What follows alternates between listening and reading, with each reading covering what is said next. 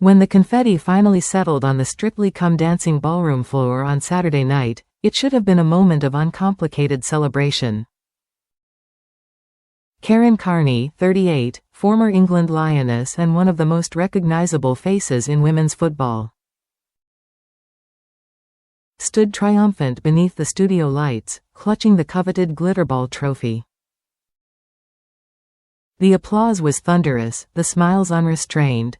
Alongside her professional partner Carlos, she had just outdanced a fiercely competitive final lineup, edging out West End star Amber Davies and social media sensation George Clark to be crowned champion. Yet, as is so often the case with Strictly, the end of the competition marked the beginning of a very different kind of dance, one performed not to music, but to opinion, controversy, and the relentless rhythm of public debate. Within days of Carney's victory, the conversation shifted. Not about her grace, her resilience, or the emotional arc of her journey, but about a question that has long haunted the show: what exactly counts as being a non-dancer? At the center of the storm was James Jordan. A false narrative. Jordan, a former Strictly Come Dancing professional who appeared on the show from 2006 to 2013, did not mince his words. Speaking out in the aftermath of the final, he accused the program of promoting what he described as a false narrative, one that, in his view, left large swaths of the audience unaware of Carney's early background in dance. According to Jordan, viewers were encouraged to believe that Carney had arrived on the Strictly dance floor as a complete novice. That portrayal, he argued, simply did not hold up to scrutiny. Karen danced from the age of 3 to 16, Jordan said, speaking on Monday's edition of Good Morning Britain. Street dance, she competed in it. For Jordan, that fact alone mattered, not because it diminished Carney's achievement, but because it reframed it. The narrative we were led to believe, he continued, was that she was a non-dancer. It was a statement that struck a nerve, reopening a debate that Strictly has grappled with for years: the blurred boundary between lived experience and formal training, and how television storytelling can quietly reshape public perception. The spotlight on Amber, and the silence around Karen throughout the series, much of the public discourse had focused squarely on Amber Davies.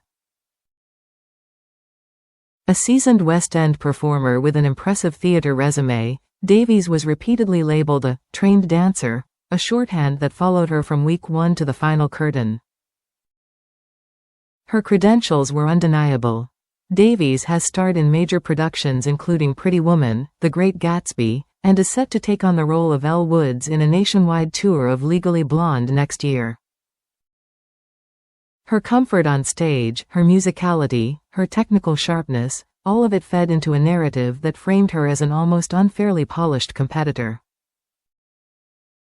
And yet, Jordan argued, while Davies' background was dissected endlessly, Carney's own dance history remained largely unspoken. "I think she and Carlos were brilliant," he said, making a point of praising the winning partnership. To Jordan, that imbalance mattered, and I was so happy for him that they won. But admiration did not preclude honesty. "Please don't think you can be that good and not be a trained dancer," he added. "When she came out in week 1 and did a double spin in the air and landed it, none of us can do that." It was, in Jordan's telling, a moment that spoke volumes, not bitterness, but experience. Not accusation, but observation. "I'm just putting it out there," he said. The narrative was that she wasn't trained. Childhood training. Does it ever really leave you? On Good Morning Britain, host Ed Balls offered a counterpoint familiar to many viewers. Perhaps Carney's ability, he suggested, stemmed simply from an athletic childhood, a byproduct of coordination, discipline, and the physical literacy that comes with elite sport, rather than formal dance education. Jordan was unconvinced. appearing alongside former Strictly co-star Pasha Kovalev to promote their upcoming 2026 tour. He leaned into a belief shaped by decades in the dance world: early training, once embedded, does not simply vanish.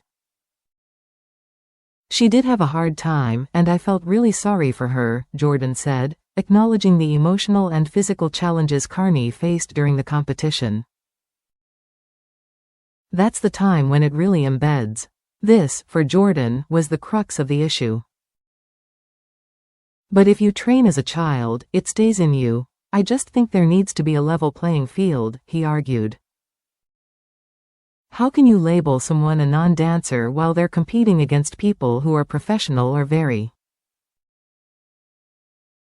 trained? What Strictly is supposed to be at its heart, Jordan's critique was not about Carney, Davies, or Clark as individuals, but about the foundational promise of Strictly itself. Strictly is supposed to be about taking someone who is not a dancer and watching them go on a journey, he said. That journey, awkward first steps, bruised egos, breakthrough moments, is the emotional engine of the show. It is why audiences tune in week after week, why the transformations feel earned, why vulnerability matters as much as virtuosity. Jordan revealed that his personal support throughout the competition had been firmly behind George Clark. The YouTuber, he argued, represented the purest version of Strictly's original spirit, someone with absolutely no dance experience, learning everything from scratch under the unforgiving glare of live television. I'm not saying I'm right. George is why I wanted him to win, Jordan admitted. The public are never wrong. It was a telling concession, one that acknowledged the democratic heart of the show, even as he questioned its editorial framing. The online backlash, and who really pays the price, perhaps the most emotionally charged aspect of Jordan's comments, concerned the treatment of Amber Davies. Throughout the series, Davies faced relentless criticism online, much of it centered on her dance background. She was getting absolutely hammered online. The irony, he suggested, was painful. I felt sorry for Amber, Jordan said bluntly. She was fully trained, but she's not going to say no to Strictly, he said. It's not that I wanted Karen to be trolled, she shouldn't be, but she was also trained. Jordan was careful to draw a line between critique and cruelty. Amber's getting so much grief on social media, he said. Yes, she's a trained dancer, and you could argue, and I partly agree, that Strictly isn't meant to be about that. But it's not her fault. His plea was simple and heartfelt. Don't be horrible to the poor girl. Don't troll her. She's doing the best she can, producing amazing dances week after week.